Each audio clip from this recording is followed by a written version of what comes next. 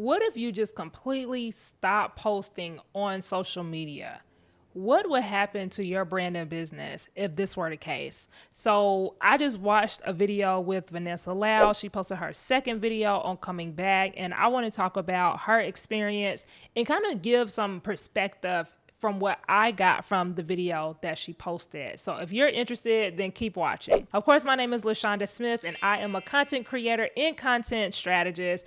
And I talk about all things content for the most part, especially YouTube. And I'm gonna dive into YouTube because she sure dived into YouTube. And I'm gonna link her video below as well, because I think it is a really great watch if you're in the process of growing your online business and you are in the process of building a personal brand around your business. So for one, I have my notes right here. I'm trying to get better with editing, so you might see me look down here and there. I just want to let you know, just in case. But this is what you're doing right now. Right now, you are live streaming. You're showing up live on Instagram, Facebook, or wherever. You're also posting multiple times per day, whether this is written posts, carousels, TikToks, Reels, whatever your thing is. But the point is, you are actively pursuing growing your social media accounts, and you are essentially what I call on the hamster wheel, the social media hamster wheel. And although that may be getting you results right now, what's going to happen when you stop showing up? What's going to happen if you really need to take a mental break from the platform or even from your business in general? What's going to happen to your business as a result? And I love the fact that Vanessa Lau talked about her experience. For those that do not know who Vanessa Lau is, she is a powerhouse, first of all. She is an online content creator, and she built her brand and business around giving social media tips, giving YouTube tips, and she's really built a big brand around her business. As of today, she has over, I want to say, 700,000 YouTube subscribers. And the whole premise of what the topic is in relation to is the fact that she actually took a year off of her business because she realized that she essentially created a business that she no longer enjoyed, and she basically had created another job for herself that she just did not want any parts of. So she went on a long-term hiatus. She didn't even know if she was coming back to social media or coming back to her business. She literally just had to take a mental break and figure out what it is that she wanted moving forward. And I actually did another video diving into the first video that she made recently with her coming back to social media and coming back to her business and what she learned as a result of her taking that 1 year off. And I'll link it right here as soon as it's available, or if I've already posted that video. But I do want to dive into some of the things that happened for her as she was on this hiatus that I feel is very, very big for you to know as well, because she has a really big brand. And I think that is very intriguing and interesting, hearing the behind the scenes of what's going on business wise when you decide to take such a drastic move or make such a drastic move in your business and completely pull back, completely remove all of your programs, no longer do coaching, no longer do anything that will require you to actively be showing up. So one of the things that she mentioned in her YouTube video was that she made $100,000 even though she completely stepped away from her business and was no longer posting any type of content at all. I think that this is very, very important because she's had her business for well over 5+ years, and she went from making millions upon millions of dollars in her business to her now, with her taking a year off, making 6 figures or making $100,000. So for some people, that would be devastating. Like, oh my God, you only made $100,000 after you were making millions upon millions upon millions of dollars in your business. But on the flip side, the way I took it is, and I already knew where she was going before she actually explained where the revenue came from. But what I took from it was the fact that she literally stopped her business and still made 6 figures. Not doing any other promotion, not posting any other pieces of content, not showing up live, not doing events, not doing anything. Like, she literally, you cannot find Vanessa Lau other than her YouTube content and her Instagram that she was not posting on. You could not find her. And the fact that she still made $100,000 shows how powerful of a brand and business she had built for her to still be able to bring in that revenue. And most of the revenue came from her YouTube ad revenue. So this is from having ads and stuff on your videos. She also made a lot of affiliate marketing revenue. So this is either from having links specifically from Amazon or any type of brand that she partnered with and has an affiliate link to be able to get a commission for anyone that signs up or purchases the product. And then the third one, which she made, I want to say $60,000 plus in this one area alone, was from digital products. Digital products, y'all. Just from creating downloadable content pieces, whether it was a template, a masterclass, or whatever it was, something that she had already pre-created and plugged into her YouTube content specifically, and it still brought her in over $60,000. I think that this is such a powerful message for anyone who is building out their business model on them showing up live, because of the fact that you literally are creating a business model that you cannot take a step back from. And I think that this is what needs to be talked about, because especially if you are a solopreneur like me, girl, if you are a solopreneur like me and you have those roller coaster moments in business and sometimes you just do not have the mental capacity to show up in the nature that you need to show up online, what is your game plan for that? Because we are very human. We are human. We have real emotions. We have real things that we have to experience in life. We have real situations that come up. And I feel that we listen to all these different people telling us, oh, you need to do high ticket. Oh, you need to do this. Oh, you need to host master classes. Oh, you need to be doing all these things that some people tend to sweep these low ticket digital product offers under the rug and act as if they are no longer effective. And even for me, I have gotten to a place where I got confused about digital products, because I'm like, well, everybody's saying that they're sick of digital products. Are people still purchasing digital products? Have we passed the digital product era? And obviously not, because people are still purchasing digital products, and as long as there's a need and that digital product solves that need, people are going to be purchasing it. And so the fact that she stepped back from her business and still was bringing in money from that, I think spoke so much to the fact that you need to have some digital products. But I could continue going on that. I want to move on into my takeaways from what her video talked about and what I got from her video. The first thing is the fact that long form content is what will keep your business alive if you need to take a break from your business, or if you just need to step away and handle some business. Okay? Long form content will allow you to continue to be discovered. When I say long form content, this comes in the type of YouTube video content. When I say YouTube video content, I'm not talking about YouTube shorts. I'm talking about sit down, long form content like this. This is long form content. The second type it comes in is podcast episodes. Maybe you have a podcast. It could be video or audio. I think the point that I want to drive home is you need to have some type of long form content in your business, because you may not need to step away now, but what if you do need to step away in the future? What if you become pregnant and you're going through morning sickness, or you know what comes with being pregnant, and you literally cannot be posting and showing up and going live and doing the things that you were doing the way that you were doing it? Can you really afford to do that in your business? And can your business even sustain the possibility of you having to step away? This is one of the reasons why I had to make the decision for myself to build out a more passive business model where I create YouTube content, I create podcast episodes, I build out my business model to where it is primarily generating passive revenue, whether it's from ad revenue, affiliate marketing, doing digital products, and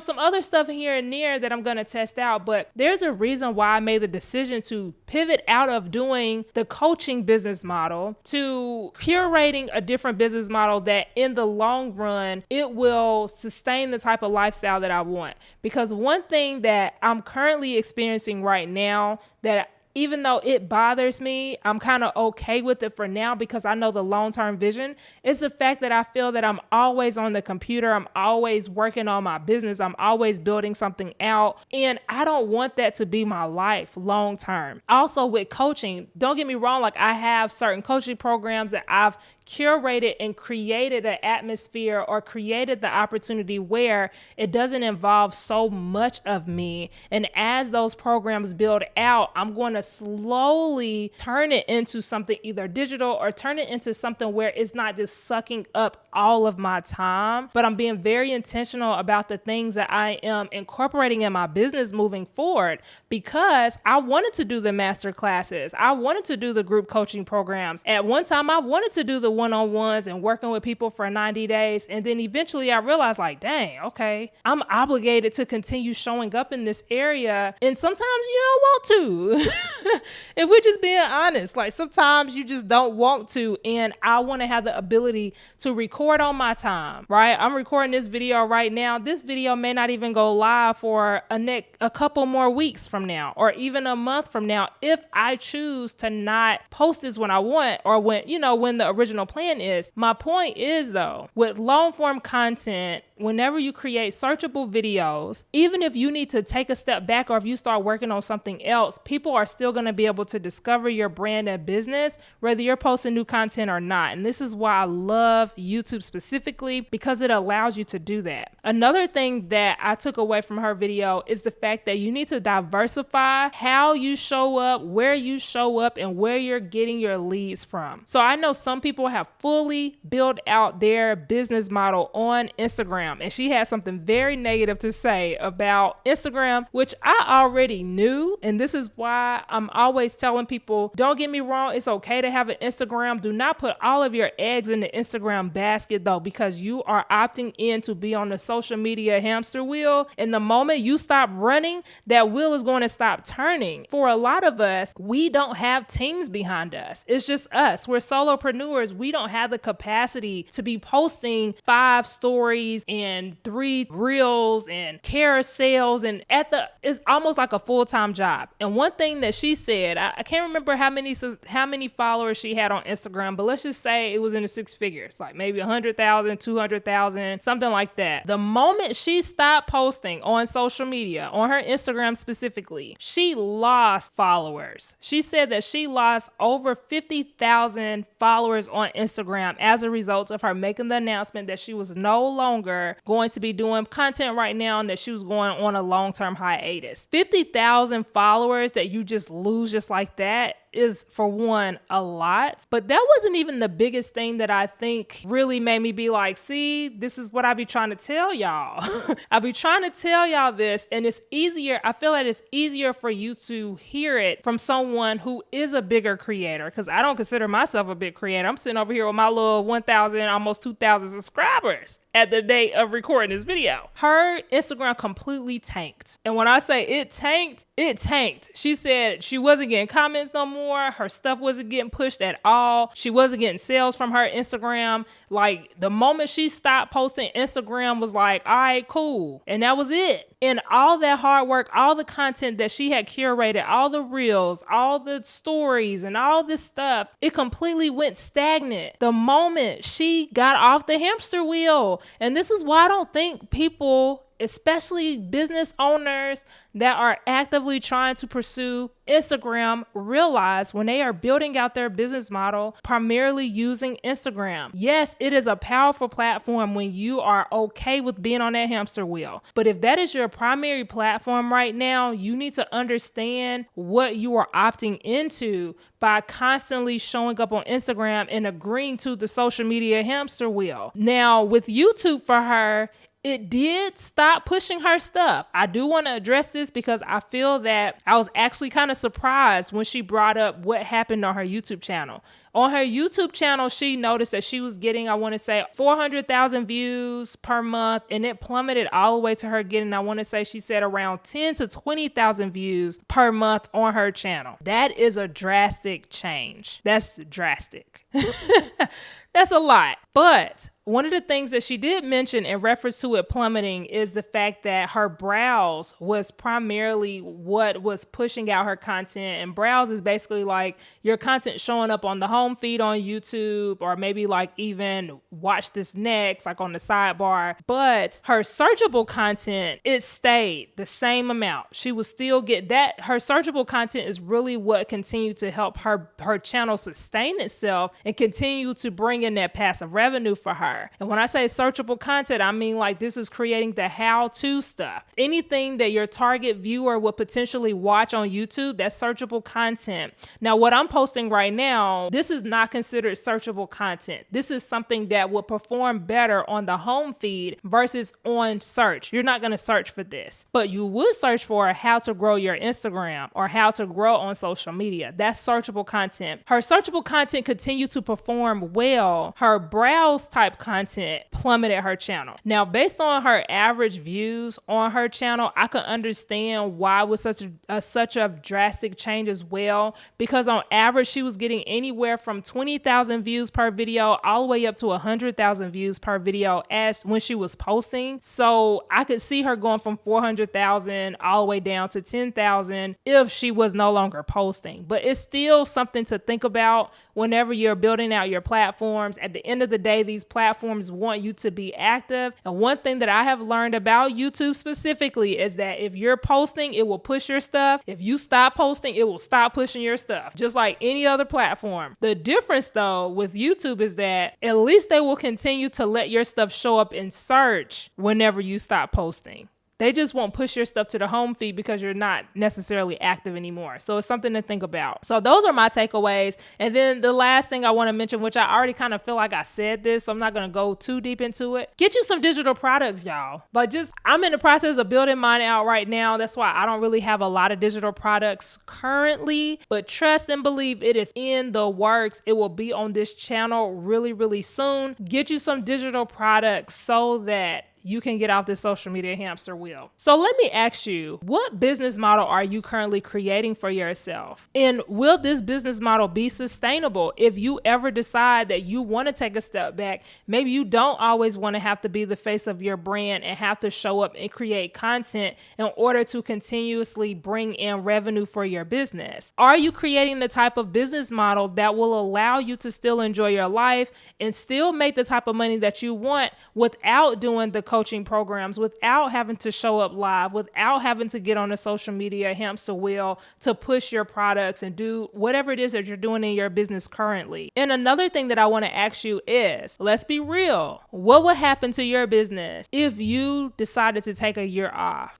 I couldn't take a year off of my business. Okay, so don't feel that I am coming for you. I'm just wanting to put things into perspective for you, because her video definitely helped put things into perspective for me. It confirmed a lot of things that I was already kind of thinking about, and things that I had already made the decision to pivot and change in my business, because I was seeing other people and seeing the things that I don't like in my business. And I had to make the decision to be like, you know what? I need to shed this. I need to remove some of this weight that I'm creating for myself, or pressure that I'm creating for myself, because I can't sustain this long term. I wanted to get off the hamster wheel. I wanted to get off the social media hamster wheel. I did not want to feel obligated to have to go live to push my products and do all these other things. I am more open to doing evergreen content, because as the platform grows, your business grows. As your exposure grows, your content grows. You start getting more opportunities. And I knew for me, I wanted to get off the social media hamster wheel. Now, social media is no longer a primary way that I'm doing my marketing. Even as a YouTube, I wouldn't call myself a YouTube content strategist. I'm just very, very passionate about YouTube,